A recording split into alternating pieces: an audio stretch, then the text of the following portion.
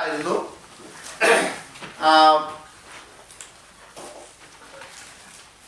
സഭയ്ക്കകത്ത് ദുഷ്ടന്മാരുണ്ടോ? അല്ലേ? അതായത് നമ്മള് പഠിച്ചത്. ഉണ്ടോ ഇല്ലയോ? ആര്? നമ്മളാണോ? അതെ, നമ്മളാണോ?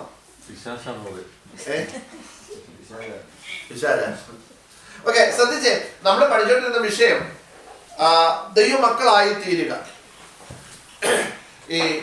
അല്ലെങ്കിൽ ഇന്നത്തെ കണക്കനുസരിച്ച് നമ്മുടെ ദൈവം ഈ ബൈബിളൊക്കെ അനുസരിച്ച് വചനമൊക്കെ അനുസരിച്ച് കഴിയുമ്പോൾ ആൾക്കാർ പറയും ആ പുള്ളി ഇപ്പൊ ആരായി? അല്ല, ക്രിസ്ത്യാനിയായെന്ന് പറയും, അല്ലേ? ക്രിസ്ത്യാനിയായെന്ന് പറയും. പക്ഷെ നമ്മൾ യേശുവിനെ അറിഞ്ഞത് എന്തിനു വേണ്ടിയാണെന്നറിയോ?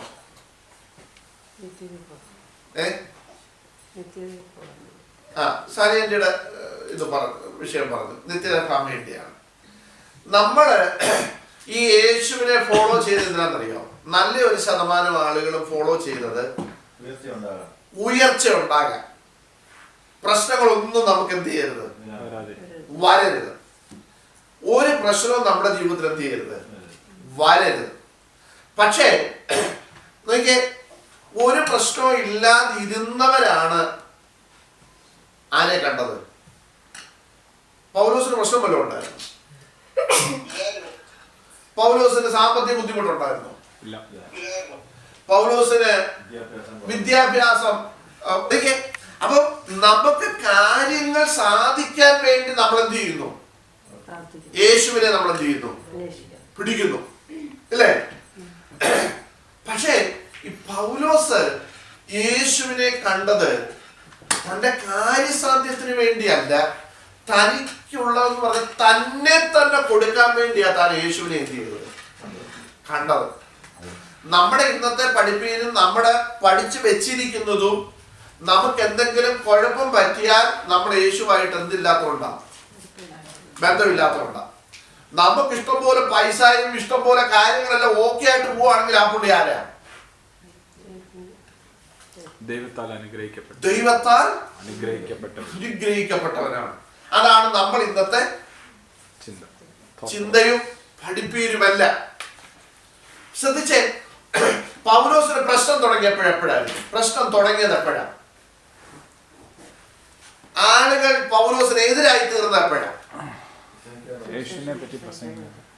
താൻ ക്രിസ്ത്യാനിയായി തീർന്നപ്പോഴാണ്, അല്ലേ? അപ്പൊ ശ്രദ്ധിച്ചേ, ഞാനീ പറയുന്ന ക്രിസ്ത്യാനിയായ ഉടനെ നിങ്ങൾക്ക് ഭയങ്കര പ്രശ്നം വരുമെന്നല്ല ഞാൻ ഈ പറഞ്ഞ. നിങ്ങളെല്ലാം ഇനി വലിയ പ്രശ്നങ്ങളെ പാമ്പ് കാണണമെന്നല്ല പറയുന്നത്. പക്ഷേ നമ്മൾ ഈ ക്രോസ്, കുരിശ്, അതിന്റെ അർത്ഥം എന്നാ? കുരിശ് എന്തിനെയാ കാണിക്കുന്നത്? കഷ്ടതയാ കാണിക്കുന്നത്, ഇല്ലേ? അതുകൊണ്ടാ ഈ സുവിശേഷ ഭാഗത്ത് തന്നെ പറഞ്ഞത്, നിങ്ങളിൽ ഒരുവൻ എന്നെ അനുഗമിപ്പാൻ ഇച്ഛിച്ചാൽ തന്നെത്താൻ ത്യജിച്ച്, അവിടെ ആ വിഷയം അത് ചുമന് ക്ലിയർ ആയിട്ട് പറയണം. ഒരുവൻ എന്നെ അനുഗമിപ്പാൻ ഇച്ഛിച്ചാൽ അവൻ തന്നെത്താൻ ത്യജിച്ച് തന്റെ ക്രൂശ് എടുത്ത്, ഉറക്കെ പറ. അല്ല, അതാണോ തന്റെ ക്രൂശാണോ അതോ കർത്താവിന്റെ ക്രൂശാണോ? ഇതാ ഞാൻ ചോദിച്ചത്. കർത്താവിന്റെ ക്രൂശ് നമുക്ക് എടുക്കാൻ പറ്റുമോ? പറ്റത്തില്ല. നിങ്ങൾ വായിച്ചു നോക്കാം, മത്തായി സുവിശേഷത്തിലുണ്ട്, ഒരുവൻ എന്നെ അനുഗമിപ്പാൻ ഇച്ഛിച്ചാൽ അവൻ തന്നെത്താൻ ത്യജിച്ച് തന്റെ ക്രൂശ് എടുത്തുകൊണ്ട് എന്നെ അനുഗമിക്കട്ടെ എന്ന് പറഞ്ഞാൽ എന്നാ? നമുക്ക് അതിന്റെ ക്രൂശുണ്ടോ? ഇല്ല.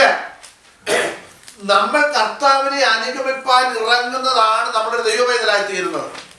ദൈവവൈതലായി തീരുമ്പോൾ നമുക്ക് ഒത്തിരി പ്രോബ്ലംസ് ഈ ക്രിസ്ത്യാനി ആയത് നിമിത്തം. ഞാൻ പറഞ്ഞില്ലേ, പത്രോസ് എന്നാ പറഞ്ഞേ? ക്രിസ്ത്യാനിയായിട്ട് കഷ്ടം സഹിക്കുക. അപ്പൊ ക്രിസ്ത്യാനി ആയാൽ നിനക്ക് എന്ത് വരും? നമുക്ക് കഷ്ടം വല്ല വന്നിട്ടുണ്ടോ?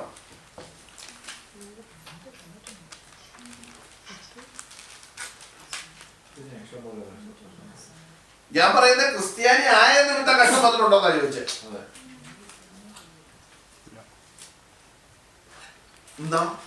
നമ്മള് ക്രിസ്ത്യാനി ആയെന്ന് പറഞ്ഞ എന്നാന്നറിയോ? വചനപ്രകാരം നമ്മൾ ഇതുവരെ ആരായില്ല ജസ്റ്റ്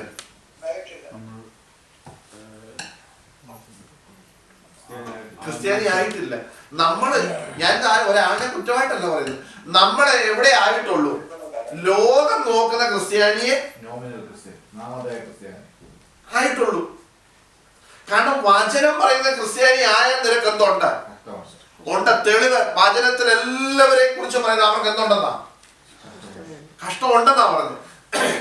നമുക്ക് ഇത് സഹിക്കാൻ വയ്യാത്തത് കൊണ്ടും ഇതിനെ ഫേസ് ചെയ്യാൻ താല്പര്യമില്ലാത്തത് കൊണ്ടും ഇത് നമ്മുടെ ലൈഫിൽ വരരുതെന്ന് നമ്മൾ ആഗ്രഹിക്കുന്നതുകൊണ്ട് നമ്മൾ ഇപ്പൊ പറഞ്ഞ ഒരു നാമധേയ ക്രിസ്ത്യാനിയായിട്ട് നമ്മൾ എന്ത് ചെയ്യുക? പോവുക. പേര് കൊണ്ട് നമ്മൾ ആരാ? ക്രിസ്ത്യാനി, ദൈവമക്കൾ എന്ന് നമ്മളങ്ങ് അവകാശപ്പെടുക. അതുകൊണ്ടാണ് ഗലാത്യ ലേഖനത്തിൽ ദ ബുക്ക് ഓഫ് ഗലേഷ്യൻസിലെ 4-ാം അധ്യായത്തിൽ പൗലോസ് പറഞ്ഞത്, 4-ാം അധ്യായം നിങ്ങൾ വായിച്ചേ, നമുക്കറിയാവുന്ന വാക്യമാണ്. അതിന്റെ 6-ാം വാക്യം 9-ാം വാക്യം.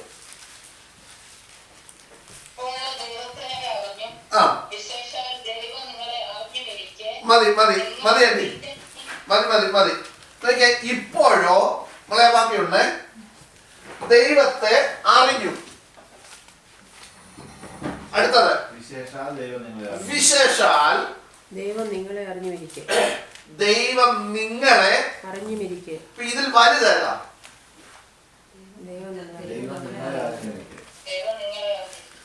ദൈവം നമ്മളെ അറിയുക എന്നുള്ളതാ. ഈ നമ്മളോട് ദൈവത്തെ അറിയാന്ന് ചോദിച്ചാൽ നമുക്കെല്ലാം ആരെ അറിയാം? ദൈവത്തെ അറിയത്തില്ലേ? നമ്മളെല്ലാം പറയും ദൈവത്തെ എനിക്കറിയാം, ദൈവത്തെ അറിയാന്ന് പറയും. പക്ഷെ അതല്ല വിഷയം ഇവിടെ. അതാ വിശേഷ. അതിന് ഇംഗ്ലീഷിൽ എഴുതിയിരിക്കുന്നത് rather to be known by God. ദൈവത്താൽ നാം എന്ത് ചെയ്യണം? അറിയപ്പെടുന്നവരായിരിക്കണം. നമുക്ക് ദൈവത്തെ എന്ത് ചെയ്യാം? അറിയാം. കാരണം നമ്മൾ പറയുന്ന ദൈവം, ഞാൻ പ്രാർത്ഥിച്ചപ്പോൾ കർത്താവ് കേട്ടു, ഞാൻ ചോദിച്ചപ്പോൾ കർത്താവ് തന്നു. ഇതൊക്കെ നമ്മൾ പറയുമ്പോൾ നമ്മുടെ അതിന്റെ ഇന്നർ മീനിങ് കർത്താവിനെ എനിക്ക് നല്ലതുപോലെ അറിയാം. പക്ഷേ വിഷയം അതല്ല. വിഷയം വിശേഷ. ദൈവം നിങ്ങളെ എന്ത് ചെയ്യണം? അറിയണം. ഈ കഷ്ടത വരുമ്പോൾ നമുക്കറിയാം, പത്രോസ് പറഞ്ഞു, നമ്മള് അപ്പോസ്തലപ്രവൃത്തി 4-ാം അധ്യായത്തിലാണെന്ന് തോന്നുന്നു, പത്രോസ് പറഞ്ഞു, കഷ്ടം അനുഭവിക്കുവാൻ ഞങ്ങളെ യോഗ്യരെന്ന് എണ്ണിയതോർത്ത് ദൈവത്തിന് നന്ദി പറഞ്ഞത്. ഞാൻ ചോദിക്കട്ടെ, രോഗം വരുമ്പോൾ കർത്താവേ ഈ രോഗം എൻ്റെ ജീവിതത്തിൽ വന്നതിനാണ് സ്തോത്രം എന്ന് പറയാൻ നമുക്ക് പറ്റുമോ? എന്നാലും പറയൂ. എന്താ പറയാത്ത?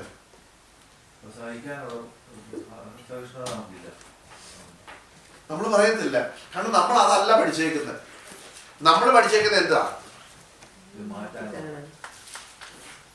നല്ലത് വരുമ്പോ എല്ലാം ദൈവത്തിന് എന്ത് ചെയ്യുക? നന്ദി പറയുക. മോശമായിട്ട് എന്തെങ്കിലും വന്നാൽ അതിലെന്ത് പറയത്തില്ല? നന്ദി പറയത്തില്ല. പക്ഷെ പൗലോസ് അങ്ങനെ അല്ലായിരുന്നു.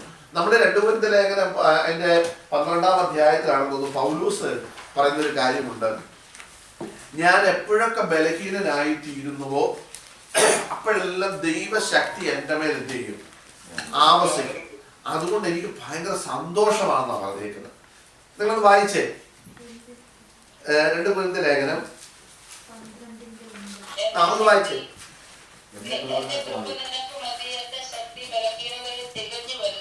വരുന്നു.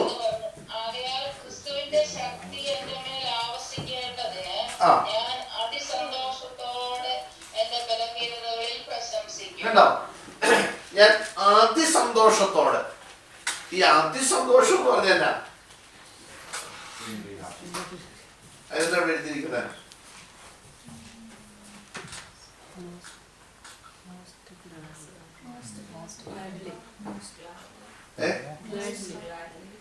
Most gladly. Most gladly, അതിസന്തോഷത്തോടെ.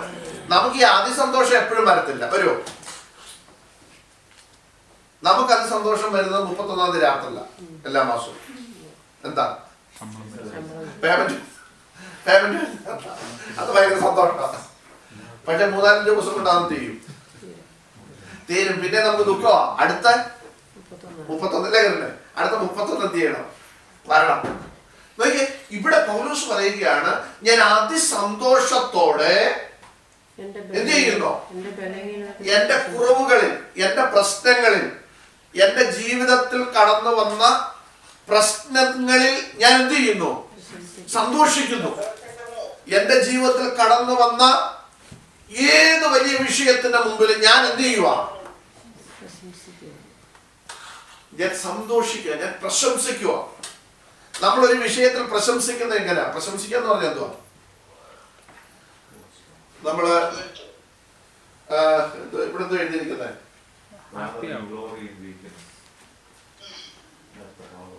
അല്ല, ഈ പ്രശംസിക്കുക എന്നുള്ള എന്തോ ഇംഗ്ലീഷ് പറയുന്നത്?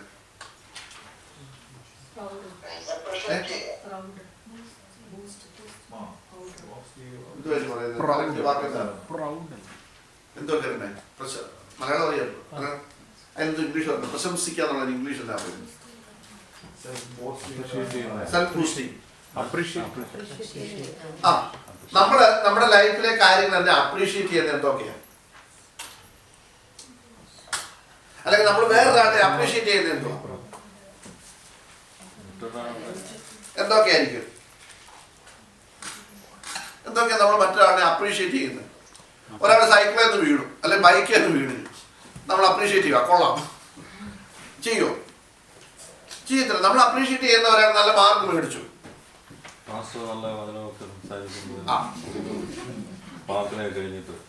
ഓക്കെ, ജോലി കിട്ടി, നമ്മൾ അപ്രീഷിയേറ്റ്, കൊള്ളാം. ആർക്കും എഴുതിയെടുക്കാൻ പറ്റാത്ത ഒരു വിഷയം നമ്മൾ എന്ത് ചെയ്തു? എഴുതിയെടുത്തു, നമ്മൾ അപ്രീഷിയേറ്റ് ചെയ്യുന്നു, അല്ലേ? അപ്പൊ ഇതൊക്കെയാണ് അപ്രീഷിയേറ്റ്, പ്രശംസിക്കുക, അല്ലേ? പക്ഷെ പൗലോസ് എന്താ ഇവിടെ പ്രശംസിക്കുന്നത്? പൗലോസ് ഒരിക്കൽ പറഞ്ഞു, നിങ്ങൾ ഫിലിപ്പിയ ലേഖനം വായിച്ച പൗലോസ് തന്നെ പറയുന്നുണ്ട്, എനിക്ക് പ്രശംസിക്കാൻ പറ്റുന്ന ഒത്തിരി കാര്യങ്ങൾ ഉണ്ടായിരുന്നു. നമ്മൾ പ്രശംസിക്കുന്ന ഒത്തിരി കാര്യങ്ങൾ പൗലോസിന്റെ ലൈഫിലും ഉണ്ടായിരുന്നു. നമ്മളിപ്പോ ക്രിസ്ത്യാനിയൊക്കെ ആയി, ദൈവമക്കളൊക്കെ ആയി തീർന്നപ്പോഴും നമ്മളിപ്പോ പിടിച്ചുകൊണ്ടിരിക്കുന്ന കുറെ കാര്യങ്ങൾ ആർക്കുണ്ടായിരുന്നു? പൗലോസിനുണ്ടായിരുന്നു. പ്രശംസിക്കാൻ പറ്റുന്ന ഒത്തിരി കാര്യങ്ങൾ പൗലോസിനുണ്ടായിരുന്നു. പക്ഷെ പൗലോസ് എന്താ ചെയ്തത്? നിങ്ങളെടുത്ത ഫിലിപ്പിയ ലേഖനം 4-ാം അധ്യായം എടുത്തേ.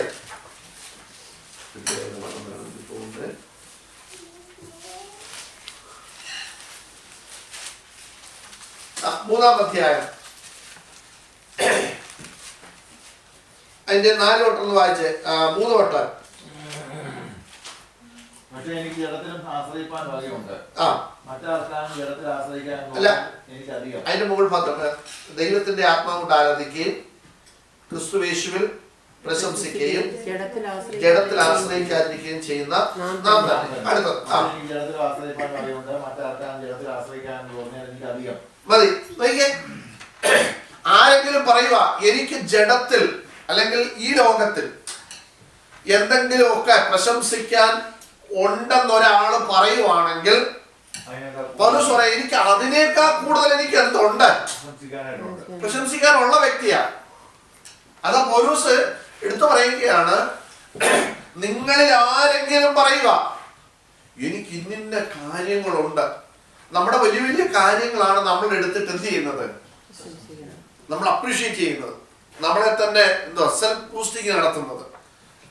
എനിക്ക് ഇത്രയും പഠിത്തമുണ്ട്, എനിക്ക് ഇന്ന വീടുണ്ട്, എനിക്ക് കാറുണ്ട്, എനിക്ക് വസ്തുവുണ്ട്, ഞാൻ ഇന്ന കുടുംബത്തിൽ പറഞ്ഞതാണ്, എൻ്റെ റിലേറ്റീവ്സ് ഒക്കെ ഭയങ്കര ഹൈ ക്വാളിഫൈഡ് ആണ്, എൻ്റെ റിലേറ്റീവ്സ് ഒക്കെ വലിയ വലിയ വലിയ ജോലികൾ അല്ലെങ്കിൽ ചെയ്യുന്നവരാണ്. മന്ത്രിമാർ എൻ്റെ കുടുംബത്തുണ്ട്, ബിഷപ്പുമാരുണ്ട്, അച്ഛന്മാരുണ്ട്, കന്യാസ്ത്രീകളുണ്ട്, പാസ്റ്റർമാരുണ്ട്. ഇങ്ങനെ വലിയ പാസ്റ്ററാണ്, ഇന്ന പാസ്റ്റർ ഞങ്ങളുടെ ഇന്ന ബന്ധത്തിൽപ്പെട്ടതാണ്. നമ്മൾ വലിയ വലിയ ആൾക്കാരുടെ ഒക്കെ പേര് പറഞ്ഞാൽ അത് ഞങ്ങളുടെ ഇന്ന ആളുടെ, ഇതൊക്കെ നമ്മൾ എന്ത് ചെയ്യും? ഇങ്ങനെ നമ്മളെ തന്നെ ഇത് ചെയ്യും. പൗലോസ് പറയാ, അങ്ങനെ നിങ്ങൾക്ക് ആർക്കെങ്കിലും പറയാനുണ്ടെങ്കിൽ അതിനേക്കാൾ കൂടുതൽ ആർക്ക് പറയാനുണ്ട്?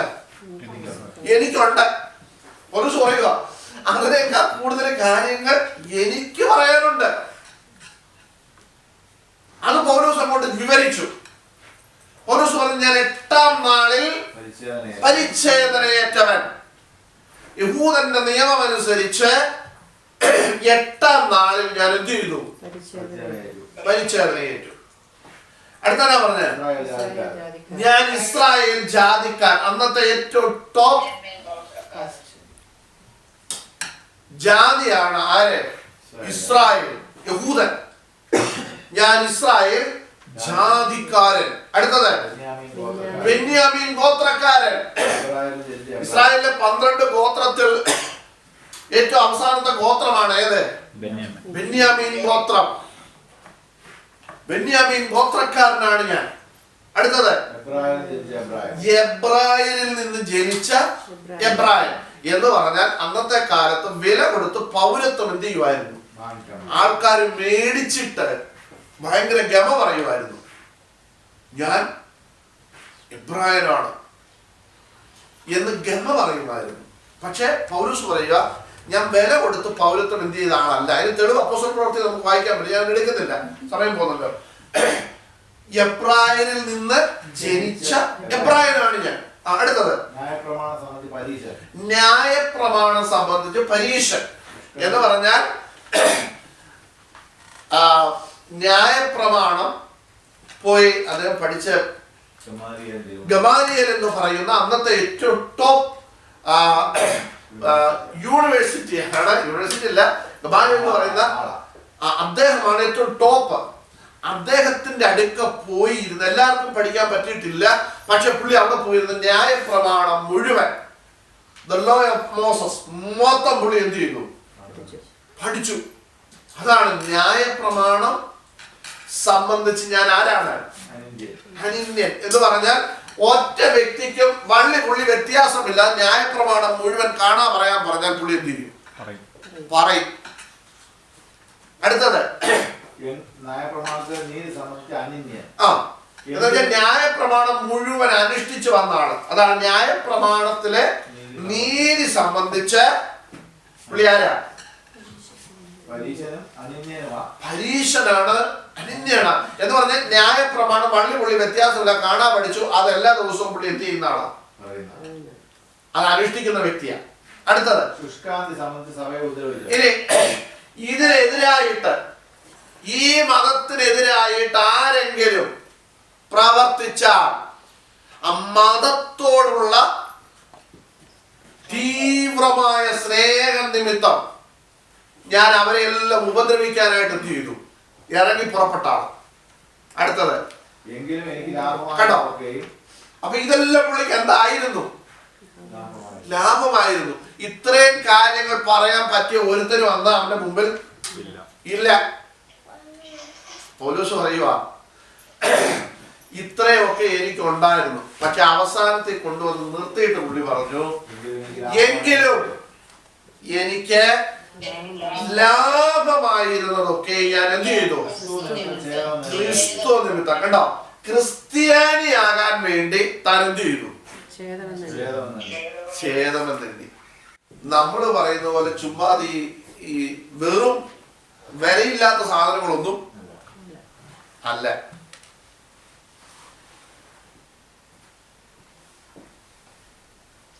നമ്മള് ആരാധനയ്ക്ക് വരാൻ ഡ്യൂട്ടി അഡ്ജസ്റ്റ് ചെയ്യാൻ പറഞ്ഞാൽ നമ്മൾ എന്ത് ചെയ്യത്തില്ല. ഞാൻ കുറ്റമല്ല പറയുന്നത്. ഡ്യൂട്ടി അഡ്ജസ്റ്റ് ചെയ്യാൻ പറഞ്ഞാൽ നമ്മള് പറയും അത് പറ്റത്തില്ല. ഇനി അഥവാ ഡ്യൂട്ടി അഡ്ജസ്റ്റ് ചെയ്ത് വന്നെങ്കിൽ ആ മാസം മൊത്തം നമ്മളത് കേൾക്കണം. ഞാൻ കഴിഞ്ഞ ആഴ്ച ഡ്യൂട്ടി അഡ്ജസ്റ്റ് ചെയ്ത് വന്നിട്ടാണ് ആരാധനയ്ക്ക് ഞാൻ എന്ത് ചെയ്തത് വന്നത്.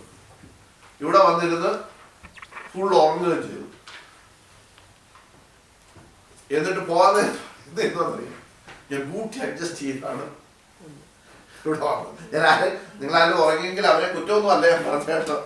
നമ്മുടെ ആ ഒരു പറച്ചില.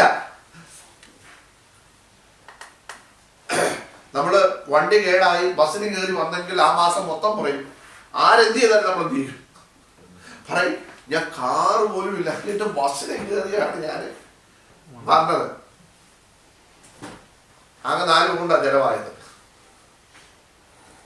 നോക്കിക്കേ, ഇങ്ങനെയുള്ള കാര്യങ്ങളൊന്നും അല്ല പൗലോസ് കൂടെ പറഞ്ഞാണോ? ആണോ പൗലോസ് കൂടെ പൗലോസ് അങ്ങനെയുള്ള കാര്യമാണോ പറഞ്ഞേ? പൗലോസ് അതല്ല പറഞ്ഞത്.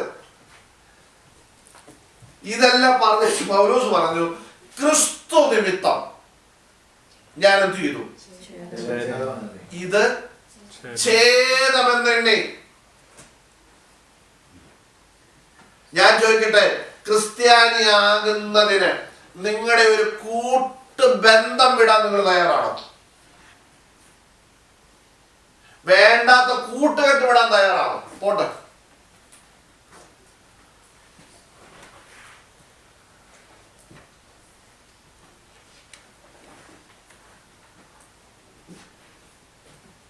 അതോ എന്നിട്ടാ നമ്മൾ പറയുന്നത് പൗലോസ് ക്രിസ്തു നിമിത്തം.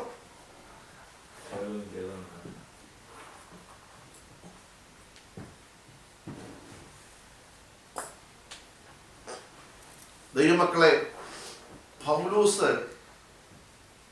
ഇവിടെ ഇതൊക്കെ പറഞ്ഞു വെച്ചത്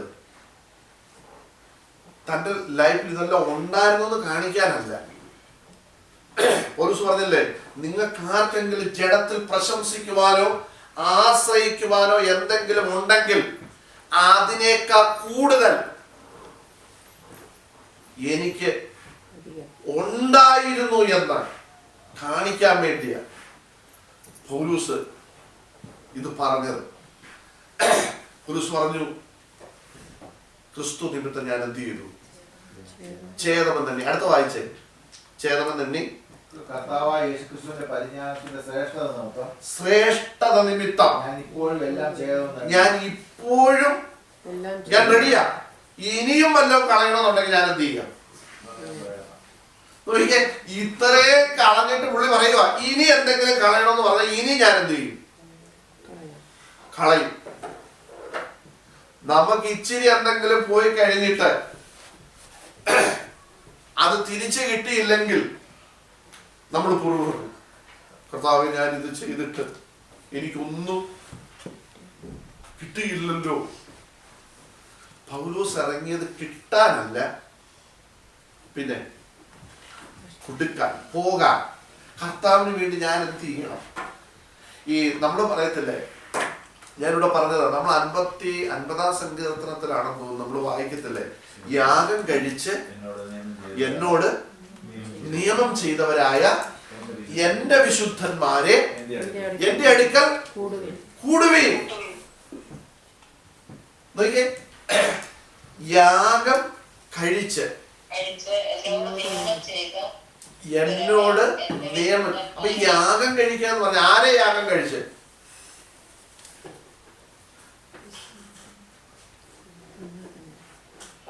ആരെ യാഗം കഴിക്കുന്ന കാര്യമാണ് പറഞ്ഞേക്കുന്നത്?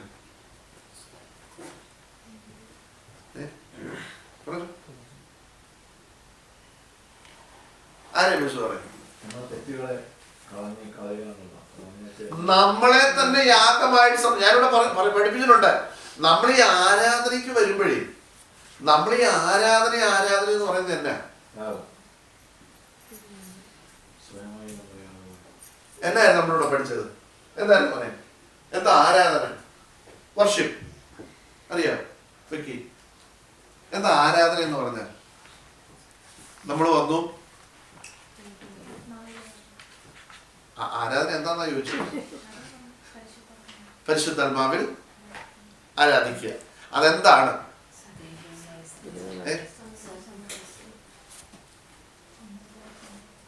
യെസ്, നിങ്ങളെ തന്നെ ദൈവത്തിന് സമർപ്പിക്കുന്നതാണ് എന്ത്?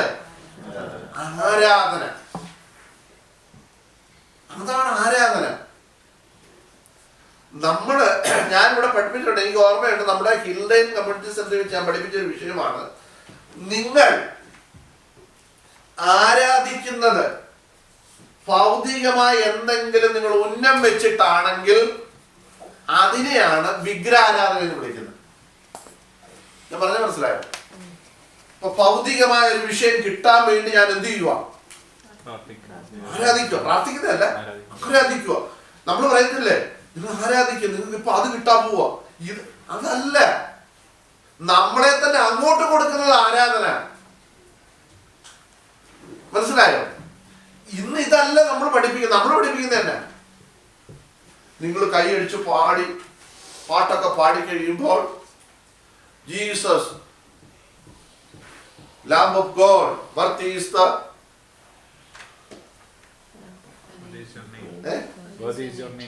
യുവർ നെയിം എന്നൊക്കെ പറഞ്ഞ് നമ്മൾ ഇങ്ങനെ കിടന്ന് ചാടുന്നതാണ്.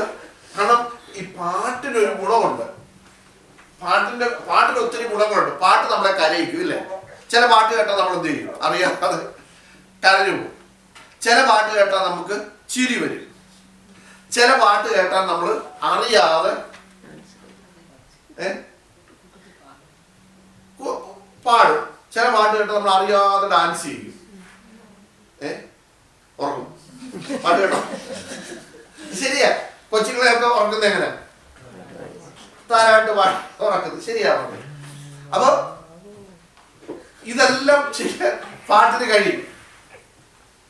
പക്ഷേ ആ പാട്ട് നമ്മളിങ്ങനെ ഈണത്തിൽ കീബോർഡൊക്കെ വെച്ച് പാടി ഇങ്ങനെ അതിൽ ലയിച്ച് അങ്ങോട്ട് പോകുന്നത് അല്ല ആരാധന എന്ന് പറയുന്നത്. അതൊക്കെ നല്ലതാണ്. ആ പാട്ടിനകത്ത് നമ്മൾ ലയിക്കുന്നത് അല്ല നല്ലതാ.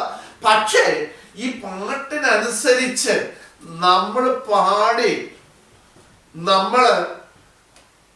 നമ്മളെ തന്നെ കർത്താവിന് കൊടുക്കുമ്പോഴാണ് അത് എന്തായിട്ട് മാറുന്നത്? ആരാധനയായിട്ട് മാറുന്നത്. മറ്റേത് വെറുതെ നമ്മൾ കുറെ ശബ്ദം ഉണ്ടാക്കി പാടിയെന്ന് മാത്രമേ ഉള്ളൂ. പക്ഷേ നിന്നെ തന്നെ യാഗമായിട്ട് ദൈവത്തിന് കൊടുക്കുമ്പോഴാണ് അതെന്തായിട്ട് മാറുന്നത്? ആരാധനയായിട്ട് മാറുന്നത്. നമ്മൾ ആരാധന എന്ന് പറയുന്നത് എന്തിനാ?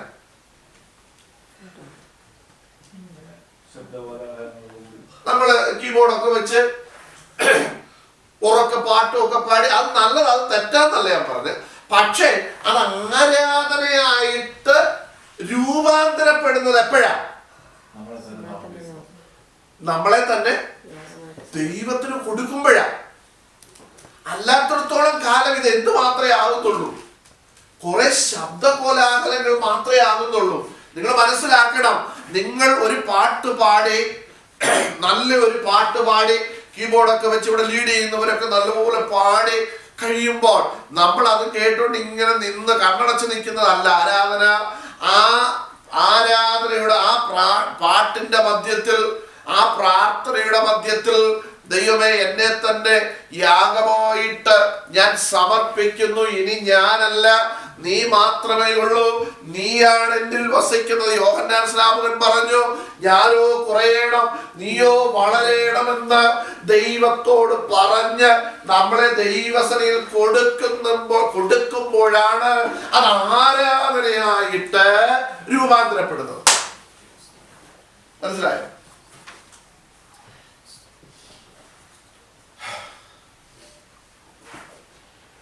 അതുവരെ പിന്നെന്തോ ഇത് അങ്ങനെ കൊടുക്കാൻ നമ്മൾ കുറേ പാട്ടിങ്ങനെ പാടി പോകുന്നത് എന്ത് മാത്രമേ ആവുന്നുള്ളൂ? ഒരു ചടങ്ങ്, കുറെ ശബ്ദ കോലാഹലങ്ങൾ. ഞാൻ പറഞ്ഞ നിങ്ങൾക്ക് എന്തായാലും തെറ്റായിട്ട് തോന്നുന്നുണ്ടെ പറയാം. അത് മാത്രമേ കർത്താവ് എന്ത് ചെയ്യത്തുള്ളൂ? സ്വീകരിക്കത്തുള്ളൂ. നമ്മൾ ഈ ആരാധന ആർക്ക് കൊടുക്കാൻ വന്നതാ? ആരാധന ആർക്കുള്ളതാ? ദൈവത്തിന് കൊടുക്കാനാണേ വന്നത്. ഞാനിവിടെ പറഞ്ഞിട്ടുണ്ട്, ആരാണ് ദൈവത്തിനുള്ളത്? വചനമോ നമുക്കുള്ളത് അല്ലേ? കർത്താവിൽ നിന്ന് പ്രാപിച്ച് പൗലോസ് പറഞ്ഞില്ലേ, ഈ തിരുവത്താഴത്തെ കുറിച്ച്, ലോർഡ് സപ്പറിനെ കുറിച്ച് പൗലോസ് എന്താ പറഞ്ഞ? ഞാൻ കർത്താവിൽ നിന്ന് പ്രാപിക്കുകയും നിങ്ങൾ കേൾപ്പിച്ച ആർക്ക്? ജനത്തിന്. അപ്പൊ ഈ വചനം കർത്താവിൽ നിന്ന് പ്രാപിച്ച് ജനത്തിന് കൊടുക്കുകയും ജനം തങ്ങളെ തന്നെ ദൈവത്തിന് എന്ത് ചെയ്യുക? കൊടുക്കുകയും ചെയ്യുന്നതാണ് നമ്മുടെ കൂട്ടായ്മ കൊണ്ട് ഉദ്ദേശിക്കുന്നത്. മനസ്സിലായോ? അപ്പൊ മനസ്സിലായോ? അപ്പൊ അതുവരെ നമ്മൾ ഇവിടെ നിന്ന് ഇങ്ങനെ കൈയൊക്കെ വീശി നമ്മളിങ്ങനെ ഡാൻസും ഒക്കെ കളിച്ചാലും നമ്മളെ തന്നെ കൊടുക്കുന്നില്ലെങ്കിൽ അത് വേറെ ഡാൻസ് മാത്രമേ എന്ത് ചെയ്തിട്ടുള്ളൂ, ആയിട്ടുള്ളൂ. മനസ്സിലായോ? നിങ്ങൾ കണ്ടില്ലേ, നമ്മൾ ചില ഇംഗ്ലീഷ് അല്ലെ ആഫ്രിക്കൻസിന്റെ ഒക്കെ ചർച്ചകളിൽ പോയ ഭയങ്കര ഡാൻസാ, ഭയങ്കര ഡാൻസും കാര്യങ്ങളും ഒക്കെയാണ്. ഇപ്പം നമ്മൾ പറയുമ്പോ അവരുടെ വർഷിപ്പിനൊക്കെ പോയി കഴിഞ്ഞാൽ ഭയങ്കര ഡാൻസ് ആണ്, അതാണ് ഇതാണെന്നൊക്കെ നമ്മൾ പറയും. പക്ഷെ നിങ്ങൾ ഓർത്തോണം, നിങ്ങളെ തന്നെ ദൈവസന്നിധിയിൽ നിങ്ങൾക്ക് യാഗമായി കൊടുക്കാൻ കഴിയാത്തിടത്തോളം കാലം നിങ്ങളുടെ ജഡമാണ് ഉയർന്നിരിക്കുന്നതെങ്കിൽ, നിങ്ങളുടെ ലോകത്തിന്റെ ഇഷ്ടമാണ് നിങ്ങളിൽ ഉയർന്നു നിൽക്കുന്നതെങ്കിൽ, അതിനെ നിങ്ങൾക്ക് യാഗമായി കൊടുക്കാൻ കഴിയുന്നില്ലെങ്കിൽ, ഞാൻ പറയുന്നത് ശ്രദ്ധിച്ചോണം, നിങ്ങൾക്ക് ജഡത്തിന്റെ ഇഷ്ടങ്ങളാണ് വേളി നിൽക്കുന്നത്, അതിനെ നിങ്ങൾക്ക് എന്ത് ചെയ്യാൻ പറ്റുന്നില്ല, യാഗമാക്കാൻ പറ്റുന്നില്ല. നിങ്ങളുടെ ഇഷ്ടങ്ങൾ വേളി നിൽക്കുക. നമ്മളിവിടെ അതുകൊണ്ട് പറയുക, നിന്റെ ഗീതം പാടുക. പക്ഷെ ഏതാ വേളി നിൽക്കുന്നത്? എന്റെ ഗീതം വേളി നിൽക്കുക അല്ല. നമ്മൾ പാടുന്നത്, നമ്മളിവിടെ പാടിയില്ലേ, ഇന്ന് പാടിയില്ലേ നമ്മള്?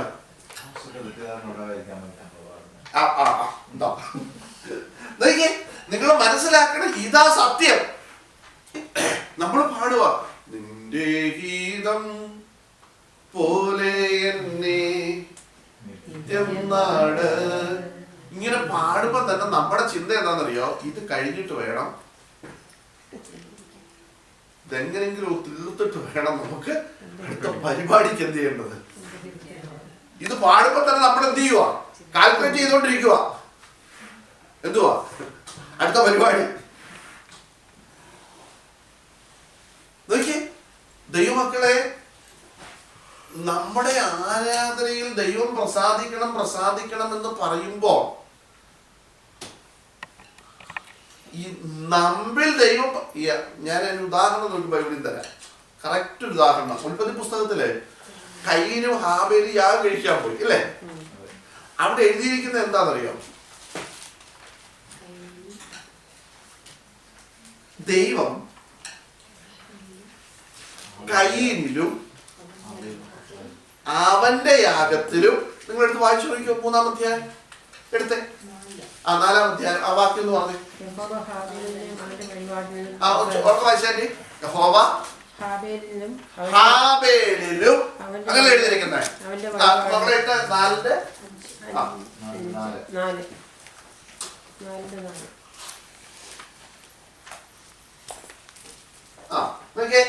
ഹാബേലിലും അവന്റെ വഴിപാടിലും പ്രസാദിച്ചു. കയീനിലും അവന്റെ വഴിപാടിലും പ്രസാദിച്ചു. അടുത്തിട്ട് മക്കളെ കേട്ടോ, കയീനിലും അവന്റെ വഴിപാടിലും പ്രസാദിച്ചില്ല. ഈ നമ്മള് ഈ കൊണ്ടുവന്ന പാട്ട് ദൈവത്തിനും കൊടുത്തു, സങ്കീർത്തനം ആർക്ക് കൊടുത്തു? ദൈവത്തിന് കൊടുത്തു. സ്വോത്രാഴ്ചയെ കൊണ്ടത് ആൾക്ക് കൊടുത്തു. പക്ഷെ കൊടുക്കേണ്ട സാധനം നമ്മൾ കൊടുത്തു. എന്താ കൊടുക്കേണ്ട സാധനം?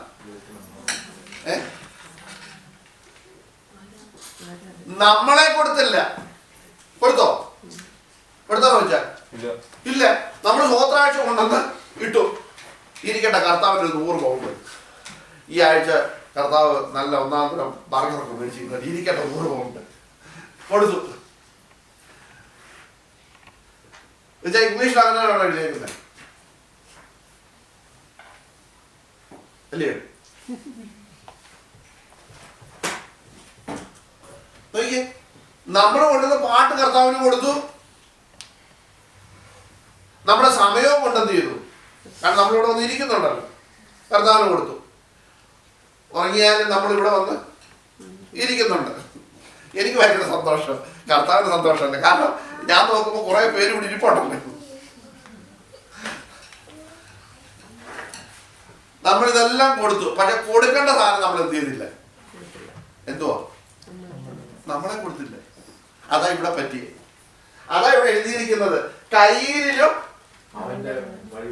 പുള്ളി ഈ സാധനം കൊടുത്തില്ല, ഈ സാധനത്തെ കൊടുത്തില്ല, ഇത് മാത്രമേ എന്ത് ചെയ്തുള്ളൂ? കൊടുത്തുള്ളൂ.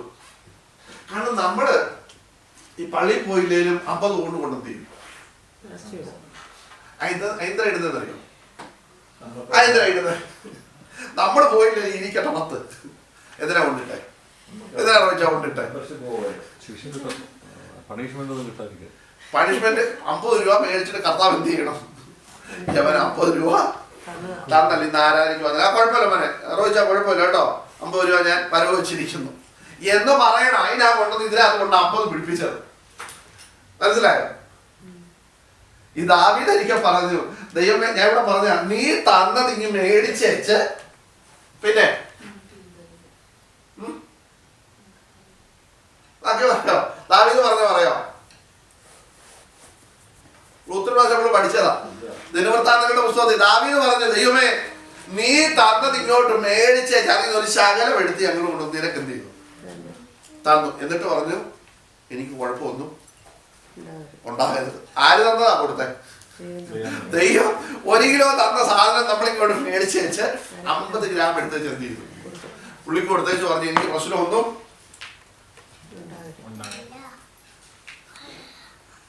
നമ്മളെ ഞാൻ കുറ്റമായിട്ട് പറഞ്ഞില്ല, പള്ളികളിലാണെങ്കിലും നമ്മുടെ പല സമുദായ പള്ളികളിലൊക്കെ കോഴിയെ കൊണ്ടു കൊടുക്കില്ല. കോഴി നേർച്ച എന്തിനാ? മറ്റു കോഴികൾക്ക് അസുഖമൊന്നും വലിയ കൂട് പണിത് 500 കോഴിയെ വളർത്തുമ്പോ 1 കോഴിയെ പിടിച്ച് ആർക്ക് കൊടുക്കും? ദൈവത്തിന്. കാരണം ഇത് മേടിച്ച് പുള്ളി ഇതൊക്കെ കറി വെച്ച് തിന്നേച്ച് മറ്റു കോഴികളൊക്കെ പുള്ളി എന്ത് ചെയ്തു വേണം? കാരണം പുള്ളിയുടെ ജോലിയാണല്ലോ കോഴിയെല്ലാം ഇങ്ങനെ പിടിച്ചോണ്ട് കണക്കുക എന്നുള്ളത്. കഴുകാൻ പറ്റരുത്, പരുത്തടിച്ചുകൊണ്ട് പോകരുത്. ഈ ഞാൻ ചിരിക്കാൻ പറഞ്ഞ കോഴിക്കുഞ്ഞുങ്ങളെ നോക്കുന്ന ദൂതനുണ്ട് ഇല്ലയോ? കോഴിക്കുഞ്ഞിനെ കൊണ്ട് അവിടെ കൊടുക്കും. ഇത് ദൈവത്തിനൊന്നും അല്ല, ദൈവത്തിന്റെ പേര് നമ്മൾ എന്ത് ചെയ്യുന്നതേ ഉള്ളൂ, കൊണ്ടിടുന്നതേ ഉള്ളൂ.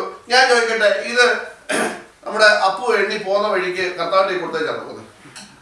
കർത്താവ് ഇന്ന് ഇത്രയേ ഉള്ളൂ, ഇന്ന് 50 കൊണ്ടേ വന്നിട്ടുള്ളൂ, എന്നാ ഇത് കരുവ് വെച്ചേക്കൂടെ കൊടുത്തേച്ചാണോ പോകുന്നത്? അതോ അപ്പു?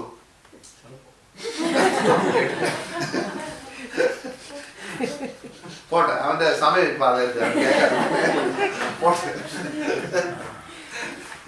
നമ്മൾ ആലോചിച്ചാൽ നമ്മൾ അങ്ങോട്ട് പോകുന്ന വഴി കൊടുത്തേച്ചാണോ പോകുന്നത്? ഒന്നുമല്ല. ഇതെന്തിനാ എടുക്കുന്നത്? ഇവിടെ മൈക്ക് മേടിക്കാനും ഇവിടെ എന്തെങ്കിലും ആവശ്യത്തിന് നമ്മൾ എന്ത് ചെയ്യുന്നത്? കർത്താവിന്റെ നാമത്തിൽ നമ്മൾ എന്ത് ചെയ്യുന്നു? ഇതൊന്നും നമ്മൾ കർത്താവിന് എന്ത് ചെയ്യത്തില്ല. കർത്താവിന് പൗണ്ടും വേണ്ട, ഡോളറും വേണ്ട, ഇതൊന്നും കർത്താവിന് വേണ്ട. ദാവീദ് പറഞ്ഞു എന്തുവാ? ഇതെല്ലാം കർത്താവ് ഇങ്ങോട്ട് എന്ത് ചെയ്യുക? തരുക. എന്നിട്ട് അതിൽ നിന്ന് ഒരു ശകലം നമ്മളെടുത്ത് കർത്താവിന് കൊടുത്തേക്ക് കർത്താവിനെ നമ്മൾ എന്ത് ചെയ്യുക? സത്യത്തിൽ ദൈവത്തെ പോട്ടനാക്കൂല്ലേ? ആണോ അല്ലയോ? നമ്മൾ ദൈവത്തെ പൊടനാക്കുമല്ലേ? നമ്മൾ ദൈവത്തെ പൊടനാക്കുമോ? ഞാൻ നേർച്ച തരും, കർത്താവ് എന്റെ കോഴിക്കുഞ്ഞുങ്ങളെ എല്ലാം സൂക്ഷിച്ചാൽ 1 കോഴിക്കുഞ്ഞിനെ നിനക്ക് തരും. സത്യത്തിൽ കർത്താവിന് ഈ കോഴിക്കുഞ്ഞിനെ വേണം. നമ്മളിത് പറയുന്നത് എന്തിനാണെന്നറിയാം? ഈ കോഴിക്കുഞ്ഞിനെ കൊടുക്കാനുള്ള ആ വലിയ ആഗ്രഹം കൊണ്ടല്ല. നമ്മുടെ 10 കോഴിക്കുഞ്ഞിനെ പരിനിർത്തിയരുത്. അതോ ദൈവത്തിന് ഒരു കോഴിക്കുഞ്ഞിനെ കൊടുക്കാനുള്ള വലിയ ആഗ്രഹം കൊണ്ടാണ് നമ്മളിത് പറഞ്ഞത്. അതെന്തിനെ നമ്മുടെ 10 കോഴിക്കുഞ്ഞ് എന്ത് ചെയ്യരുത്? സേഫാകണം. അതേ ഉള്ളു നമുക്ക്.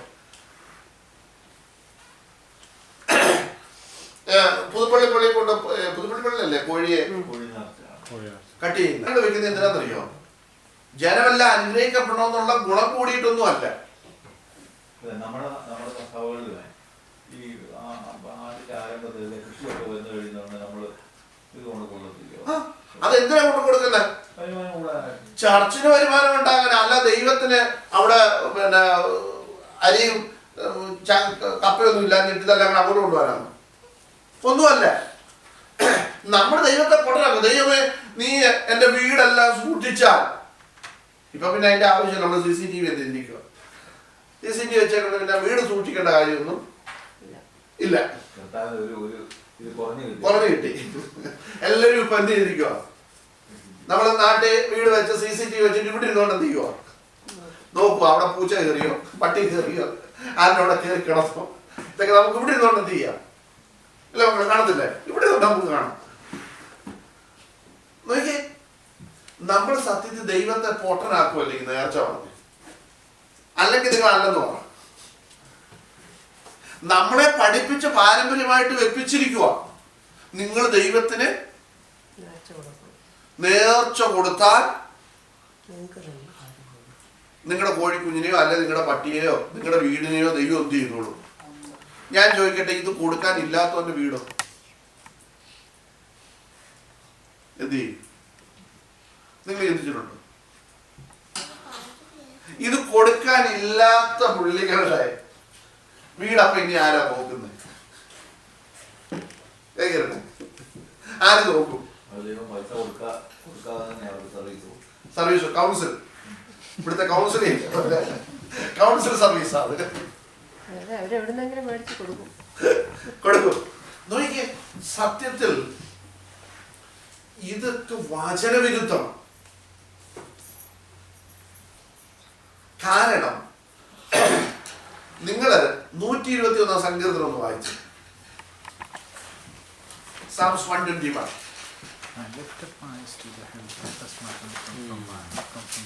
എന്താ എഴുതിയിരിക്കുന്നത്? ഞാൻ എന്റെ കണ്ണ് പർവ്വതങ്ങളിലേക്ക് ഉയർത്തുന്നു, എനിക്ക് സഹായം എവിടെ നിന്ന് വരും? എന്റെ സഹായം ആകാശത്തെയും ഭൂമിയെയും ഉണ്ടാക്കിയ യഹോവയിൽ നിന്ന് വരുന്നു. അടുത്തത്, നിന്റെ കാൽ വഴുതുവാൻ അവൻ സമ്മതിക്കയില്ല, നിന്നെ കാക്കുന്നവൻ മയങ്ങുകയുമില്ല. അടുത്തത്, ഇസ്രായേലിന്റെ പരിപാലകൻ, അവൻ മയങ്ങുകയുമില്ല ഉറങ്ങുകയുമില്ല. അടുത്തത്, യഹോവയുടെ പരിപാലകൻ, പകൽ സൂര്യനെങ്കിലും രാത്രി ചന്ദ്രനെങ്കിലും നിന്നെ ബാധിക്കുകയില്ല. യഹോവ ഒരു ദോഷവും തട്ടാതെ വണ്ണം നിന്നെ പരിപാലിക്കും. അവൻ നിന്റെ പ്രാണനെ നമ്മൾ ഒരു ദൈവപൈതലായി തീരുമ്പോൾ, ഞാൻ ചോദിക്കട്ടെ, ഒരു കുഞ്ഞ്, ഇപ്പൊ ഈ കുഞ്ഞിനെ കിരൺ പിടിച്ചോണ്ട് ഇങ്ങനെ വരുമോ, കയ്യെ പിടിച്ചോണ്ടിരിക്കുവോ? പെട്ടെന്ന് ഇപ്പൊ ഇവിടെ ഇഷ്ടംപോലെ പാർക്കിൽ പട്ടി ഒക്കെ ഉണ്ടല്ലോ, പട്ടി ഓടി വന്നു. അപ്പൊ കിരൺ എന്നായി? കൊച്ചിനെ ഉണ്ടെങ്കിൽ ഒറ്റ ഓട്ടം കൊടുക്കും. അങ്ങനെ ഓടിയെങ്കിൽ ഓർത്തുള്ള ഇത് യഥാർത്ഥ അപ്പൻ അല്ല. കിരൺ എന്ത് ചെയ്യും? എന്നാ ചെയ്യുന്ന കിരണ്ണെ? എന്നാ ചെയ്യും? കുഞ്ഞിനെ വട്ടം പിടിക്കും അല്ലേ? എന്നിട്ട് നമ്മള് പട്ടി വരുന്നിടത്തോട്ട് നമ്മൾ എന്ത് ചെയ്യും? നിൽക്കും. എന്നിട്ട് കുഞ്ഞിനെ പട്ടി കാണാതെ പോലെ എന്ത് ചെയ്യും? അത് ആരുടെ ഉത്തരവാദിത്വമാണ്? അപ്പന്റെ റെസ്പോൺസിബിലിറ്റിയാ. വീട്ടിൽ നിന്ന് ഇറങ്ങുന്നുണ്ടെങ്കിൽ കുഞ്ഞു പറയുമോ, ഇന്ന് പട്ടി വരും പപ്പ, എന്നെ വട്ടം പിടിച്ചോണം, എന്നെ കടിപ്പിക്കരുത് പറഞ്ഞേച്ചാണോ കൊണ്ടിരുന്നത്? ആണോ? അല്ല. ആ സാഹചര്യം വരുമ്പോൾ വീഴാൻ പോയി പെട്ടെന്ന് എന്ത് ചെയ്യും? അപ്പം കയറി പിടിക്കും. എന്തുകൊണ്ടാ? അപ്പന്റെ റെസ്പോൺസിബിലിറ്റിയാ. ദൈവമക്കളെ, നിങ്ങൾ ദൈവമക്കളാവുമ്പോൾ, ഞാൻ പറഞ്ഞില്ലേ, നിങ്ങൾ മക്കളെങ്കിലോ അവകാശികൾ. എന്തവകാശം? നിങ്ങളുടെ ജീവിതത്തിൽ കടന്നു വരുന്ന പ്രശ്നത്തിൽ നിങ്ങളെ വട്ടം പിടിക്കാൻ നിങ്ങൾ പ്രത്യേകിച്ച് ദൈവത്തോട് എന്ത് ചെയ്യണ്ട, പറയണ്ട. നാം മക്കളെങ്കിലോ അവകാശികളാ. അപ്പൊ നമ്മൾക്ക് ഒരു ചോദ്യം, അപ്പൊ പിന്നെ കഷ്ടത വരുന്നതോ? കഷ്ടത വരുമ്പോഴും ആര് നിങ്ങളുടെ കൂടെ ഉണ്ട്? ഞാൻ ചോദിക്കട്ടെ, ഈ ലോകത്തിലെ ഒരു അപ്പൻ കുഞ്ഞ് വീഴാൻ പോകുമ്പോ ഓട്ടോമാറ്റിക്കലി അവൻ കേറി പിടിക്കുമെങ്കിൽ സ്വർഗത്തിലെ അപ്പനും ഇനി നമ്മൾ ഇവിടുത്തെ നമ്മുടെ കുഞ്ഞൊരു കുഴി വീണു, അപ്പൻ ഇട്ടേച്ചു പോവും. അപ്പൻ എവിടെ കാണും? കൂടെ കാണും. തെളിവ് തരാം. ജോസഫ് കുണ്ട്രയിൽ കിടന്നു. അടുത്തത് നിങ്ങൾക്ക് എഴുതിയേക്കുന്നത് ദൈവം അവനോട് വായിച്ചോ? ഉൽപ്പത്തി പുസ്തകം 24-ാം അധ്യായം.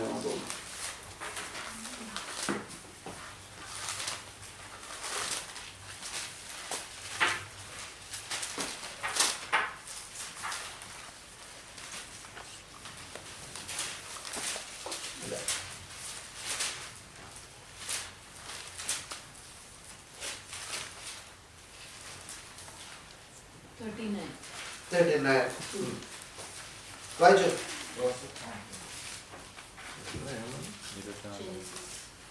എന്നാൽ യഹോവ യോസേഫിനോട് കൂടെ ഇരുന്നു, ആ ആ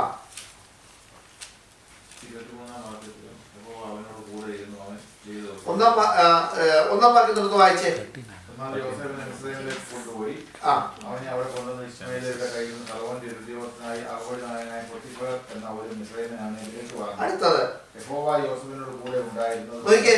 അവൻ ഈ പോത്തിഫർ ഇവനെ മേടിച്ചത് എങ്ങനെയാ? ആരായിട്ടാ മേടിച്ചത്?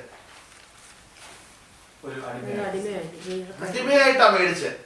എന്തോ അടിമ എന്ന് പറഞ്ഞാൽ സ്ലേവ് ആയിട്ടാ മേടിച്ചത്. പക്ഷെ അടുത്ത വാക്യം എന്താ എഴുതി? രണ്ടാം വാക്യം തുടങ്ങുന്നത് എങ്ങനെയാ? യഹോവ യോസഫിനോട് കൂടെ ഉണ്ടായിരുന്നത് കൊണ്ട് അവൻ കൃതാർത്ഥനായി. ഇനി അടുത്ത 20-21 വായിച്ചേ. യഹോവ യോസേഫിനോട് കൂടെ ഇരുന്നു, കാരാഗൃഹ പ്രമാണിക്ക് അവനോട് ദയ തോന്നത്തക്കവണ്ണം അവനെ. അല്ല 20-ാം വാക്യം കൂടെ. യോസഫിന്റെ യജമാനൻ അവനെ പിടിച്ച് അങ്ങനെ അവൻ കാരാഗൃഹത്തിൽ കിടന്നു. അതാണ് എന്നാൽ യഹോവ യോസഫിനോട് കൂടെ ഇരുന്നു. കാരാഗൃഹ പ്രമാണിക്ക് അവനോട് ദയ കണ്ടോ? തോന്നത്തക്കവണ്ണം. അപ്പൊ നോക്കിക്കേ, ഒന്ന് അടിമയായിട്ട് പിടിച്ചപ്പോഴും ആര് കൂടെ ഉണ്ട്? യഹോവ കൂടെയുണ്ട്. അടുത്തത് കാരാഗ്രഹത്തിൽ കിടക്കുമ്പോൾ ആര് കൂടെയുണ്ട്? യഹോവ കൂടെയുണ്ട്. ശ്രദ്ധിച്ചേ, നാം ദൈവമക്കളാണെങ്കിൽ, നാം ദൈവവൈതലാണെങ്കിൽ, ദൈവമക്കളെ നമ്മൾ ഏത് ഭാഗത്ത് പോയി വീണാലും അവിടെ ആരുണ്ട്? ഞാൻ ചോദിക്കട്ടെ, പഴയ നിയമമാണ് നമ്മളിപ്പോ പറഞ്ഞത്, ഇനി പുതിയ നിയമത്തിലോട്ട് വരാം. നമ്മളിവിടെ പഠിച്ചതാണ്. യോഹന്നാൻ അപ്പോസ്തലൻ യേശു ക്രിസ്തുവിന്റെ സാക്ഷ്യം നിമിത്തം എവിടെ പോയി? പത്മോസ് എന്ന ദ്വീപിലേക്ക് പോയി, അല്ലെ? നാട് കടത്തപ്പെട്ടു. ശ്രദ്ധിച്ചോണം,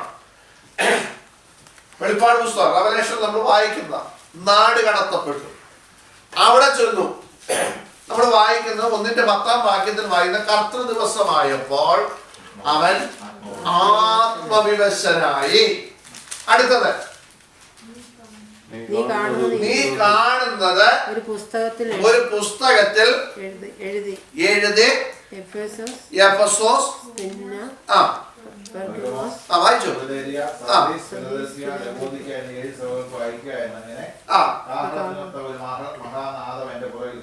കേട്ടു, പുറകിൽ കേട്ടു. നോക്കിക്കേ, അപ്പൊ അവിടെ ആരുണ്ട്? എവിടാ? പത്മോസ് എന്ന ദ്വീപിൽ യോഹന്നാൻ കിടക്കുമ്പോൾ യോഹന്നാൻ പറയുകയാണ്, നീ കാണുന്നത് ഒരു പുസ്തകത്തിൽ എഴുതി ഈ 7 സഭകൾക്ക് നീ എന്ത് ചെയ്യണം? അയക്കണമെന്ന് എന്നോട് പറയുന്ന കാഹളത്തിനൊക്കെ ഒരു ശബ്ദം ഞാൻ എന്ത് ചെയ്തു? എന്റെ പുറകിൽ കേട്ടു. അപ്പൊ പത്മോസിൽ കിടന്നപ്പോഴും ആരുണ്ട് കൂടെ? ദൈവം കൂടെയുണ്ട്. താഴോട്ട് നമ്മൾ വായിച്ചു കഴിഞ്ഞാൽ അവിടെ കിടന്നുകൊണ്ട് പിന്നെ ഭയങ്കര കാഴ്ചകളൊക്കെ യോഹന്നാൻ എന്ത് ചെയ്യുക? കാണുക. ഞാൻ പറഞ്ഞത്, നാം മക്കളെങ്കിലും അവകാശികൾ എന്ന് പറയുമ്പോൾ, കഷ്ടത അവകാശമായിരിക്കുന്നു എന്ന് പറയുമ്പോൾ തന്നെ കഷ്ടതയുടെ മധ്യത്തിൽ ആര് നമ്മുടെ കൂടെയുണ്ട്? ദൈവമക്കളെ, ദൈവ പൈതലെ, കുഞ്ഞുങ്ങളെ, ദൈവം നിങ്ങളുടെ കൂടെയുണ്ട്. കർത്താവ് നമ്മുടെ കൂടെയുണ്ട്. കാരണം ഈ കഷ്ടതയുടെ മധ്യത്തിൽ കർത്താവ് നമ്മളെ വിട്ടേച്ചു പോവുക അല്ല ചെയ്യുന്നത്. പഴയ നിയമത്തിൽ നമ്മൾ വായിക്കുന്നു, ദാനിയേൽ പ്രവചനം നമ്മൾ പഠിക്കുമ്പോൾ ദാനിയേലിന് സിംഹങ്ങളുടെ ഗുഹയിൽ എറിഞ്ഞു. നമുക്കറിയാവുന്ന ഭാഗമാണ്.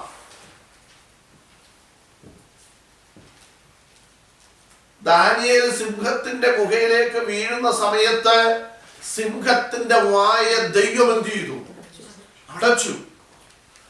അതേ സിംഹങ്ങളുടെ ഗുഹയിൽ തന്നെ ഇവനെതിരായിട്ട് രേഖ എഴുതിയവരെയും കുടുംബത്തെയും കൊണ്ടുവന്ന് എന്ത് ചെയ്തു? ഇട്ടു. അവിടെ എന്നാ എഴുതിയേക്കുന്നറിയോ നിങ്ങൾക്ക്? നിങ്ങൾ ആരും ചോദിച്ച് വായിച്ചിട്ടുണ്ടോ?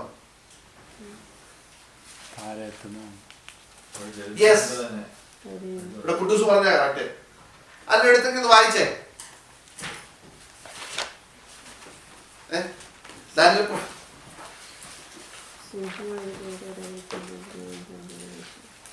സിംഹങ്ങളിലേക്ക് കേടുവരാതിരിക്കേണ്ടതിന് എന്റെ ദൈവം തന്റെ ദൂതനെ അയച്ച് അവയുടെ വായ അടച്ചു കളഞ്ഞു.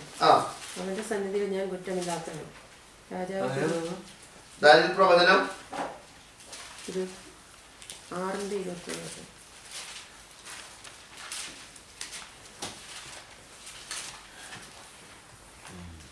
അത് നിങ്ങൾ അതിന്റെ 24-ാം വാക്യം വായിച്ചേ. പിന്നെ അവർ രാജാവിന് ദാനിയേലിനെ കുറ്റം ചുമത്തിയവരെ കൊണ്ടുവന്നു. അവരെയും മക്കളെയും ഭാര്യമാരെയും സിംഹങ്ങളുടെ ഗുഹയിൽ ഇട്ടു കളഞ്ഞു. അടുത്തത്, അവർ ഗുഹയുടെ അടിയിൽ എത്തും മുമ്പ് സിംഹങ്ങൾ അവരെ പിടിച്ചു. ശ്രദ്ധിച്ചേ, ഇവിടെ കുട്ടൂസ് പറഞ്ഞായിരുന്നു, അവരങ്ങ് അടിയിൽ എത്തുന്നതിന് മുമ്പേ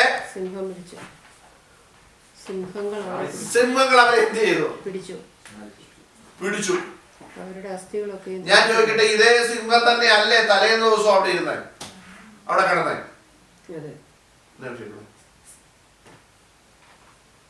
പക്ഷേ അവിടെ നമ്മൾ വായിക്കും, ദാനിയേലിന് ഒരു ദോഷവും ചെയ്യാതെ സിംഹത്തിന്റെ വായ ദൈവം എന്ത് ചെയ്തു? അടച്ചു. അതേ കുഴിയിൽ അതേ സിംഹത്തിന്റെ മുൻപിൽ അവനെതിരായിട്ട് രേഖ എഴുതിയവരെ കൊണ്ടുവന്ന് എന്ത് ചെയ്തു? കുറ്റം ചുമത്തിയവരെ കൊണ്ടുവന്ന് ഇട്ടു. അവരുടെ മക്കളെയും ഭാര്യമാരെയും കൂടെ കൊണ്ടുവന്നിട്ടു. അവർ അടിയിൽ എത്തുന്നതിന് മുൻപേ സിംഹങ്ങൾ അവരുടെ അസ്ഥികളെ എന്ത് ചെയ്തു? തകർത്ത് കളഞ്ഞെന്നാണ് എഴുതിയിരിക്കുന്നത്. കണ്ടോ? അപ്പൊ ഒരു ദൈവ പൈതൽ പോകും. നിങ്ങൾ, ഞാൻ എപ്പോഴും പറയും, ദൈവം അറിയാതെ ഒന്നും നമ്മുടെ ജീവിതത്തിൽ എന്ത് ചെയ്യത്തില്ല. ഞാൻ ദൈവ പൈതലാണെങ്കിൽ, നിങ്ങൾ ദൈവമക്കളാണെങ്കിൽ, ദൈവം അറിയാതെ ഒന്നും നിങ്ങളുടെ ജീവിതത്തിൽ എന്ത് ചെയ്യത്തില്ല, സംഭവിക്കത്തില്ല. മനസ്സിലായോ? ഇവിടെ അതാ നമ്മൾ വായിക്കുന്നത്. ഞാൻ അതുകൊണ്ട് ഈ 3 ഉദാഹരണം നിങ്ങൾ ബൈബിളിൽ ഒത്തിരി ഉദാഹരണങ്ങൾ വായിക്കാനുണ്ട്. ഒത്തിരി ഉദാഹരണങ്ങൾ ദാവീദിനെ കുറിച്ച് നമ്മൾ പഠിക്കുമ്പോൾ, ദാവീദിനെ വട്ടം ചുറ്റി പിടിക്കത്തക്ക നിലയിൽ ശൗലും കൂട്ടരും വന്നു. നമ്മൾ ബൈബിൾ വായിക്കുന്നത്, അവരെ പിടിക്കുമെന്നുള്ള സാഹചര്യം എത്തിയപ്പോൾ പെട്ടെന്നൊരു ദൂതൻ വന്നിട്ട് പറഞ്ഞു, നമ്മുടെ രാജ്യത്തിന് വിരോധമായി ശത്രുക്കൾ എന്ത് ചെയ്തിരിക്കുന്നു? വന്നിരിക്കുന്നു. ഉടനെ ശൗലും കൂട്ടരും ദാവീദിനെ പിടിക്കുന്ന വിട്ടേച്ച് എന്ത് ചെയ്തു? പോയി.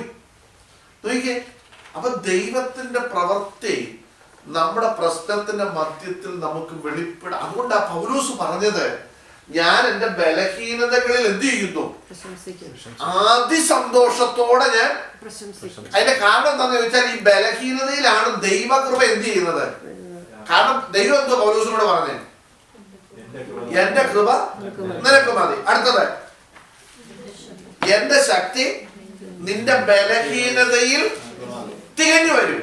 അങ്ങനല്ലേ പറഞ്ഞത്? അപ്പൊ പൗലോസ് പറയുക, എന്റെ ബലഹീനതയിൽ ഞാൻ അതിസന്തോഷത്തോടെ എന്ത് ചെയ്യുക? പ്രശംസിക്കുന്നു. കാരണം എന്താ? പൗലോസ് പറഞ്ഞു, ഞാൻ എന്റെ ബലഹീനതയിൽ അതിസന്തോഷത്തോടെ പ്രശംസിക്കുന്നു. അതിന്റെ കാരണം എന്നാ? ദൈവകൃപ എവിടെ ഇറങ്ങി വരുന്നേ? അവന്റെ ബലഹീനതയിലാണ് എന്ത് ചെയ്യുന്നത്.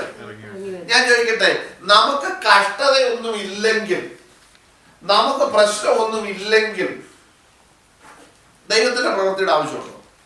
ഉണ്ടോ മക്കളെ? ഉണ്ടോ? ഉണ്ടോ മോനെ? നമുക്ക് ദൈവത്തിന്റെ ആവശ്യം പോലും ഇല്ല. കാരണം എന്താ? നമുക്ക് എന്തെങ്കിലും കുഴപ്പമുണ്ടോ? എന്ന് നമ്മളാ പറയുന്നുള്ളൂ. എന്ന് നമ്മളാന്ന് പറയാം. അല്ല, ഞാൻ ചോദിക്കട്ടെ, പ്രശ്നങ്ങൾ കൂടാതെ ആരെങ്കിലും കർത്താവിനെ കണ്ടിട്ടുണ്ടോ? നിങ്ങള് അനേകരുടെ സാക്ഷ്യങ്ങൾ കേട്ടിട്ടുണ്ടല്ലോ. കർത്താവ് എനിക്ക് എല്ലാം ഇങ്ങ് തന്നു, ഞാൻ കർത്താവിനെ കണ്ടുമുട്ടിയതുകൊണ്ട്. അത് പറഞ്ഞു കേട്ടിട്ടുണ്ടോ? എന്റെ ബിസിനസ് ഭയങ്കര തകർച്ചയിലേക്ക് പോയി. ആ തകർച്ചയിൽ ഞാൻ ആരെ കണ്ടു? കർത്താവിനെ കണ്ടു. ഞാൻ രോഗിയായിട്ട് മാറി. ആ രോഗത്തിന്റെ മധ്യത്തിൽ ഞാൻ ആരെ കണ്ടു? കർത്താവിനെ കണ്ടു. ഇതല്ലേ നമ്മൾ കേട്ടിട്ടുള്ളത്.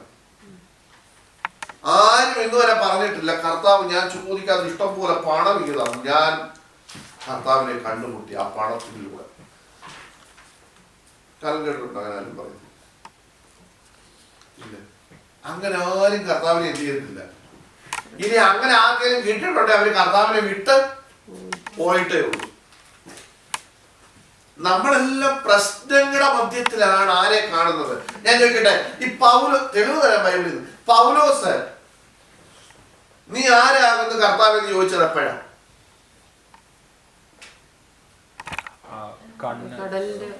എപ്പോഴാ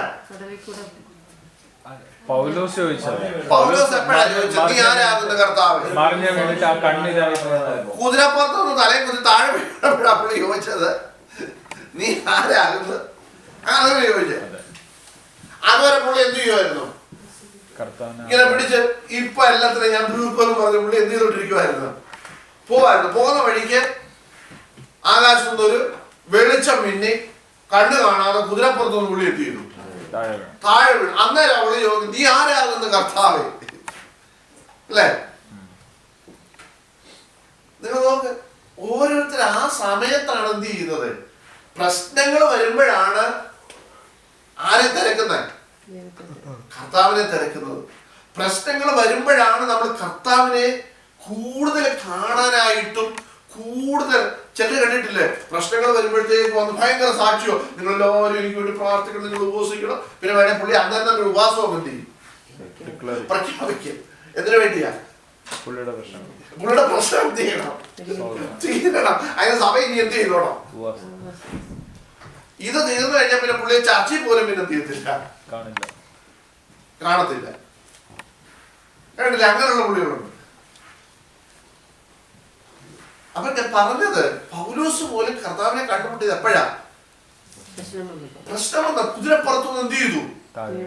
താഴെ വീണു. താഴെ വീണപ്പോ പൗലോസ് പറയുകയാണ് നീ ആരാകുന്നു കർത്താവേ?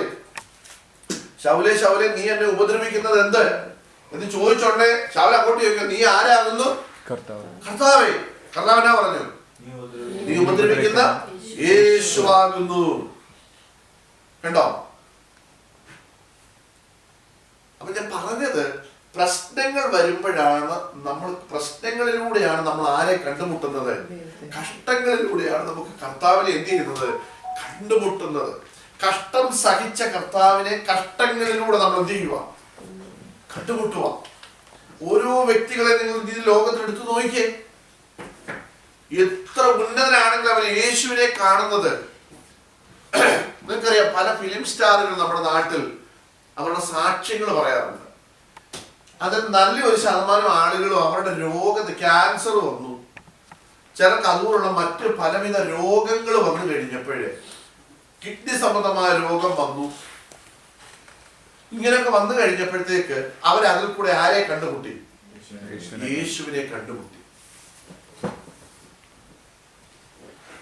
അപ്പൊ ഞാൻ പറഞ്ഞത്, നമ്മൾ ഏത് കഷ്ടതയുടെ നടുവിൽ കൂടെ നടക്കുമ്പോഴും ആര് നമ്മുടെ ഒരു ദൈവവേദന്റെ കൂടെയുണ്ട്? കർത്താവ് ഒരു ദൈവവേദന്റെ കൂടെയുണ്ട്. അതിനാ ഞാൻ ഇത്രയും തെളിവുകൾ നിങ്ങളുടെ മുമ്പിൽ കൊണ്ടുവച്ചത് ബൈബിളിൽ നിന്ന്. അപ്പൊ പ്രശ്നങ്ങൾ നമ്മുടെ ജീവിതത്തിൽ, കഷ്ടത നമ്മുടെ ജീവിതത്തിൽ കടന്നു വരുമ്പോൾ നിങ്ങൾ ഓർത്തോണം, ആ കഷ്ടതയുടെ മധ്യത്തിൽ നമ്മളെ ഇട്ടേച്ചു പോകുന്ന ഒരു കർത്താവല്ല. ഈ പൗലോസ് ഇത്രയും കഷ്ടതകളൊക്കെ തന്റെ ജീവിതത്തിൽ വന്നപ്പോഴും നിലനിൽക്കാനുള്ള കാരണം എന്താണെന്നറിയാം? താൻ ഈ കഷ്ടതയൊക്കെ വന്നപ്പോഴും എനിക്ക് ലാഭമായിരുന്നതൊക്കെ ഞാൻ ഛേദമെന്ന് എണ്ണുന്നു എന്ന് പറയാനുള്ള കാരണം എന്താ? തന്റെ ഏത് കഷ്ടതയുടെ മധ്യത്തിൽ ആര് കൂടെ ഉണ്ടെന്ന് മനസ്സിലായി. ഈ ന്യായപ്രമാണം മുഴുവൻ ഞാൻ പഠിച്ച തന്നെ ഇതിൽ നിന്ന് എന്ത് ചെയ്യത്തില്ല, രക്ഷിക്കത്തില്ല. ഞാൻ ഉണ്ടാക്കിയ പണമൊന്നും എന്നെ ഇതിൽ നിന്ന് എന്ത് ചെയ്യത്തില്ല, രക്ഷിക്കത്തില്ല. എന്റെ ബന്ധങ്ങളൊന്നും ഇതിൽ നിന്ന് എന്നെ എന്ത് ചെയ്യത്തില്ല, രക്ഷിക്കത്തില്ല. എന്നെ രക്ഷിക്കാൻ കഴിയുന്ന ഒറ്റ ഒരാളെ ഉള്ളൂ, അത് കർത്താവ് മാത്രമേ ഉള്ളൂ എന്ന് മനസ്സിലായതുകൊണ്ടാണ് പൗലോസ് പറഞ്ഞത്, ഞാൻ ക്രിസ്തു നിമിത്തം ഇതെല്ലാം ഞാൻ എന്തെന്ന് വെച്ചു, ഛേദം. ഞാൻ പറയുന്നത് മനസ്സിലാകുന്നുണ്ടോ? ഛേദമെന്ന് താൻ എണ്ണുവാനിടയായി തീർന്നു. അപ്പൊ നോക്കിയേ, നമ്മൾ ഛേദമെന്ന് എണ്ണുമ്പോൾ കർത്താവ് നമുക്ക് ചിലത് ലാഭമായിട്ട് എണ്ണാൻ തുടങ്ങും. ഞാൻ പറയുന്നത് നിങ്ങൾ ശ്രദ്ധിച്ചോണം. നമ്മൾ കർത്താവിന് വേണ്ടി പലതും ഛേദമെന്നെണ്ണുമ്പോൾ, കർത്താവിന് വേണ്ടി നമ്മൾ പലതും നഷ്ടപ്പെടുത്താൻ തുടങ്ങുമ്പോൾ, കർത്താവ് നമുക്ക് വേണ്ടി ചിലത് കൂട്ടാൻ തുടങ്ങും.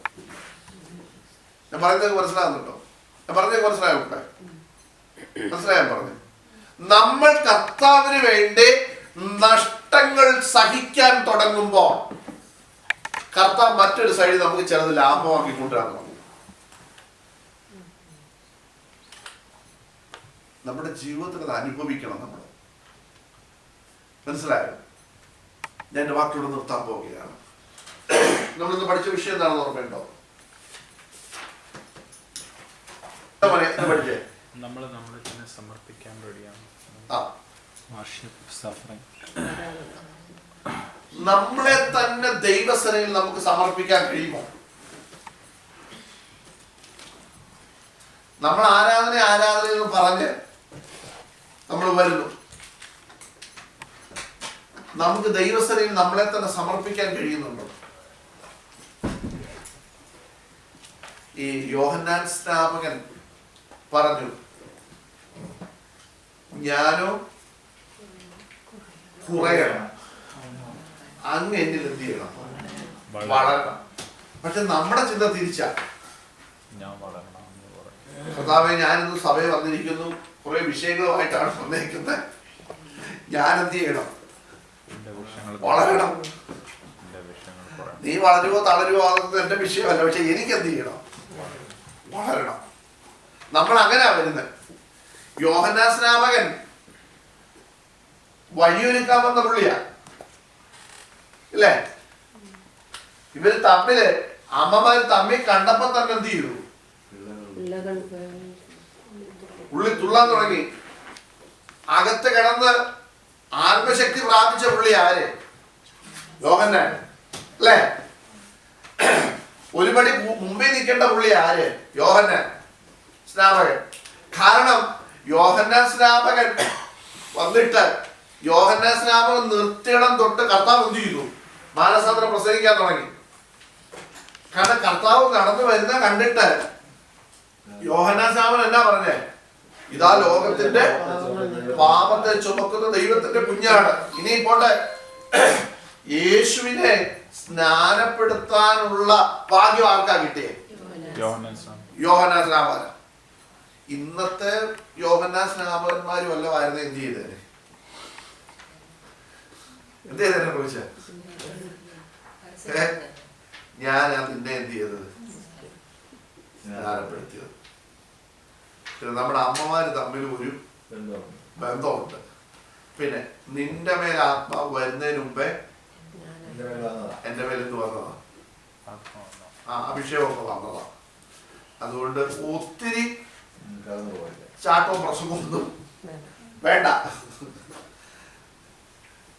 നമ്മൾ പറഞ്ഞത് ഞാനോ വളരണം, കർത്താവോ കുറയണമെന്ന് പ്രാർത്ഥിച്ച.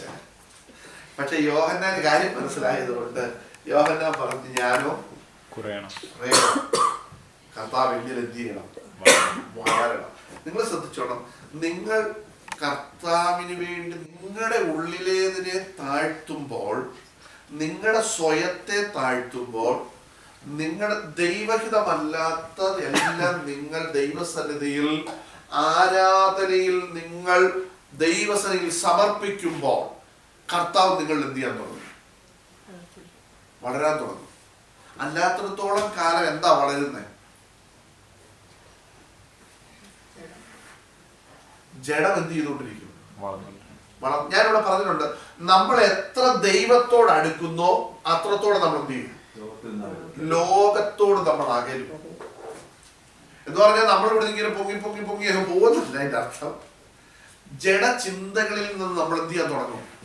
അകലാൻ തുടങ്ങും. എത്രത്തോളം നമ്മൾ ലോകത്തോട് അടുക്കുന്നോ അത്രത്തോളം നമ്മൾ ദൈവത്തിൽ എന്ത് ചെയ്യും?